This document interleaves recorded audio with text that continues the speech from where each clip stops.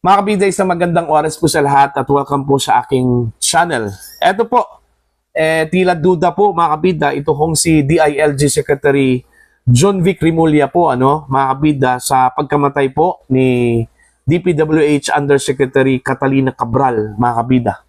Pinagdududahan po niya ito hong bangkay, na natagpuan sa ilalim po ng bangin, sa may Cannon Road, sa Benguet, mga kabida, noong gabi po ng Miyerkules, mga kabida. Kaya ang ginawa po niya, para makasiguro po mga kabida, pina-autopsya po itong bangkay ni Yusek Cabral at pina-DNA test na po, para lang malaman yung identity talaga, ng bangkay na yon, kung si Yusek Cabral ba yon, mga kabida, o hindi, Kasi may mga budol play na raw, na nangyayari po mga kabida. So, hindi ho imposible na mangyayari po yon, Ito, babasahin ko lang po ito pong article ng The Billionaire News Channel, mga kabida. Ang title po nila, Rimulya casts doubts on Cabral's death, cites possible budol play, mga kabida. Interior Secretary Juanito Victor John Vic Rimulya on Friday raised the possibility that the death of former Public Works Undersecretary Maria Catalina Cabral may have been staged to allow her to evade criminal liabilities over the multi-billion pesos flood control scandal. Ayun. So duda ho siya dito na baka naman po ginawa po itong budol play para lang po daw kaiwas ito kung si Yusek Cabral sa kanyang criminal liability po, mga kabida, dahil ho sa multi-billion pesos po na flood control scandal, po. Cabral, 63, was found dead by authorities just past midnight Thursday near the Bued River on Cannon Road in Tuba, Benguet, several hours after she reported asked her driver to drop her off in the area. She was among the principal figures who had been linked to allegedly anomalous flood mitigation projects of the Department of Public Works and Highways. Ito yung sinabi po ni Rimulya po, mga kabida, Baka may budol play dito. Maninigurado po tayo, Rimulya said, pointing out that authorities should not rely solely on the statements from family members regarding the body's identity, So, medyo alanganin ho, mga kabida, ito hong si Rimulya, sa mga informations na nanggaling ho sa mga family members. Kaya nga ang instruction po niya sa mga police, they should not rely solely on the statements coming from the family members, okay, regarding the body's identity po, mga kabida. Okay? Ito pa, tuloy po tayo, Baka ibang katawang ginamit. Marami kasing nag-fake ng death certificate. So, naninigurado lang kami na siya talaga yan, he added. Okay? The Interior Secretary acknowledged lapses in the initial handling of the scene after police investigators turned over Cabral's personal belongings, including her cell phone, to her family, mga kabida. Kaya ang ginawa po ni Secretary John Vic po, mga kabida, pinasibak po niya itong mga polis. Okay? Diyan ho sa Tuba police station, mga kabida, dahil sa kanilang lapses doon ho sa pag-preserve sa crime scene, mga kabida, Yun yung nabasa ko po na balita na sinibak down niya itong mga polis po doon, Okay? Ito pa. It was a crime scene. So, there were lapses on the part of the police investigators. But we are doing everything we can now para ma-retrieve lahat ng mga materials niyan, he said. The cell phone will be analyzed later. We're also going to have to ask for access to the computer or laptops of Cabral, Rimulya added, noting that such access would require a subpoena from the Sandigan Bayan, the Office of the Ombudsman, or the National Bureau of Investigation, mga kabida. He said Cabral's body was already undergoing an autopsy and DNA testing to confirm her identity and determine whether foul play was involved. But from initial reports, walang foul play. So meaning, nag-suicide po. Yun ba yung ibig sabihin po mga kabida, no? Ni Secretary Remulla? Okay?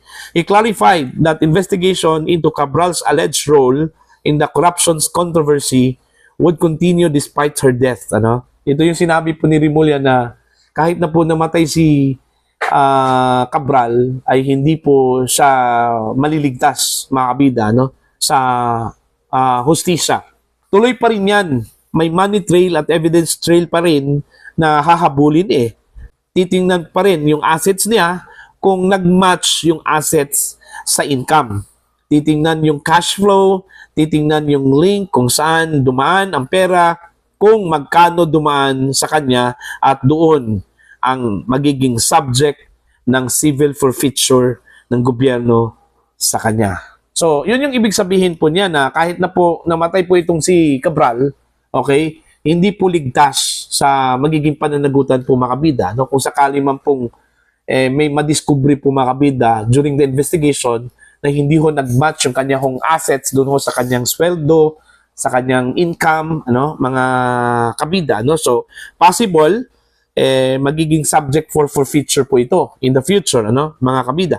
He offered condolences to Cabral's family but reminded other accused public officials that death will not protect them. Ano? That will even bring greater shame to your family. Face up to the charges, man up to the charges, answer the charges, and have faith in the judicial system, Remulla said. Remulla said individuals with possible knowledge of the incidents, including Cabral's driver, were being treated as witnesses or persons of interest. So supposed to be yung persons of interest, so lahat naman na iniimbestigahan, including the driver and other who may have information about the incident, he said. So yun, mga kabida. So may duda ko siya na baka budol play yun. Okay, kaya naninigurado ho ito hong si Secretary Remulla. Yung ginawa po, pina-autopsiya po mga kabida. Okay? So far, ang lumabas po na initial report na wala hong foul play na nangyari as alleged by several people, ano? Mga kabida, na baka naman daw sinadya hong dinulak doon sa bangin, pinatay, mga kabida, no? Para lang po tumahimik ito hong si Cabral. Pero according to Secretary Remulla, wala hong foul play na nangyari. So, ibig sabihin na posibleng nag-suicide ito, ano, mga kabida. Kung pagbabatayan po natin yung sagot ni Remulla, yung kanyang sinabi na so far sa initial report po, walang foul play na nangyari ho sa pagkamatay po mga kabida ni Undersecretary Catalina Cabral, ano, mga kabida, ano po. Now, ang tanong, ano yung magiging epekto dito sa mga isinangkot, yung ibang isinangkot po mga kabida? Okay? Ang crucial kasi dito, yung anong nasa loob mismo ng computer na sinasabi hong missing daw, mga kabida. Okay? Although, inamin po mga kabida ni Congressman Leandro Leviste na mayroon daw siyang kopya, okay, doon ho sa files at saka data, no, ni Undersecretary Cabral. Okay, kahit na po nawala yung computer o missing daw yung computer, at least meron pong kopya ito kung si Congressman Leviste, ano? And even Secretary Vince Dizon, meron daw kopya ano? According to Congressman Leviste po mga kabida, no? So, ang tanong po kasi dito, ano yung epekto doon ho sa mga iba pang mga personalidad na iniimbestigahan na idinawit po, okay, ni Cabral, mga kabida. Okay, since wala na po si Cabral, ano? Kung aabot po ito sa korte po mga kabida, syempre, kailangan po ng testimony mula sa nag-akusa, no? Mga kabida, yung nagdawit po. Wala na Patay na po itong si Cabral, ano? Meron kayang negative effect ito doon sa mga inakusahan? May nabasa akong pahayag po ni Attorney Harry Roque po mga kabida, no? Sinabi po niya na it will save those other accused. Okay, parang ganun no?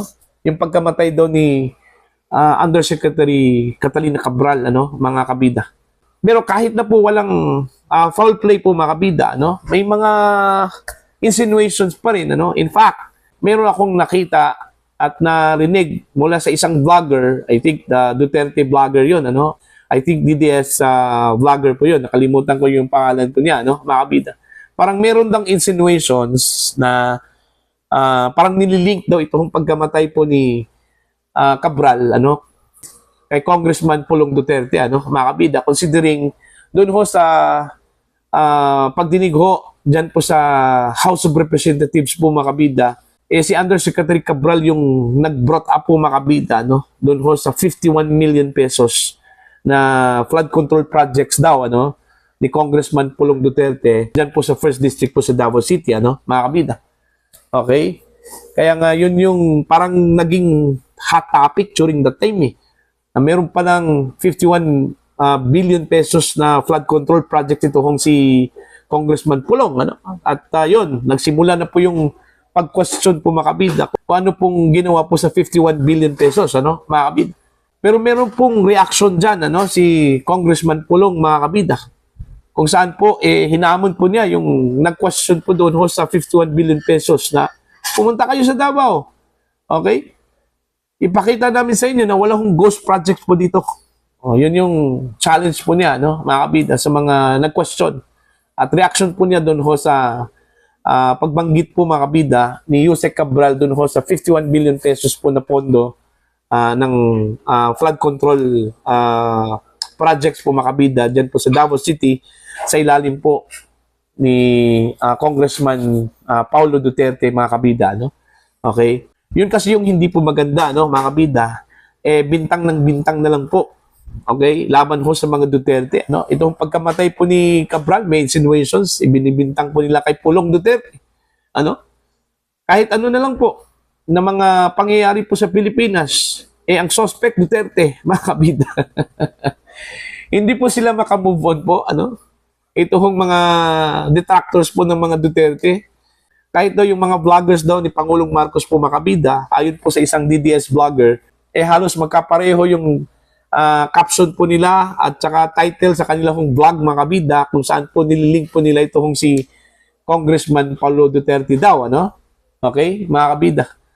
So, titingnan na lang po natin to kung hanggang saan patungo itong investigasyon po, ano, sa pagkamatay po ni Yusek Cabral mga kabida, no? Kasi po, para sa akin crucial talaga yung kanyang testimony. Yung impormasyon po, ano, na meron pong itong si Yusek Cabral, very vital talaga yon sa ginawang investigasyon ngayon, ano, dito sa issue po ng corruption sa flood control projects po mga kabida. Okay? At yung kanya hong testimony doon ho sa ICI, kasi meron pong testimony itong si Yusek Cabral sa ICI, yun yung very crucial. Ano kaya yung kanya hong sinabi doon ho sa ICI po mga kabida? O meron man po siyang mga binanggit na mga pangalan, isinangkot ng mga pangalan, sino-sino yung mga isinangkot ng mga pangalan po doon, ano? At magkano yung hatian po mga kabida, ano? Sa kickback, alright? Sa flood control projects po. Okay? So, yun po, aantayin po natin mga kabida yung magiging resulta po ng investigasyon po ng mga polis dito ho sa pagkamatay po ni Cabral, mga kabida, no? Initially, walang foul play daw, ano, mga kabida. Pero dun ho sa confirmation kung bangkay ba talaga ni Cabral yun, hindi pa po lumabas yung DNA result, mga kabida, after na sumailalim po sa autopsya, ito hong bangkay po ni Yusek Cabral, ano, mga kabida. So, yun lang po, para po sa inyo, ano po ang inyong opinion at pananaw, ano? Yung pagdududa ho ni Secretary Rimulya po, mga kabida, no? Sa totoong bangkay po ni Yusek Cabral.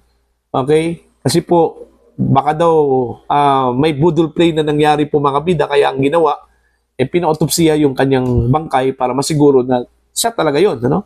Si Yusek Cabral yun, mga kabida. Sa tingin ho ba ninyo, tama yung ginawa po ni Secretary Rimulya po mga kabida, ano? Na pinagdudahan po niya itong bangkay po ni Yusek Cabral? Okay? Please comment down. Sa mga hindi pa po subscriber sa channel, please subscribe. Just click the subscribe button, click the notification bell, click all para updated po kayo mga kabida sa aking mga uploads. Maraming salamat po sa inyo lahat.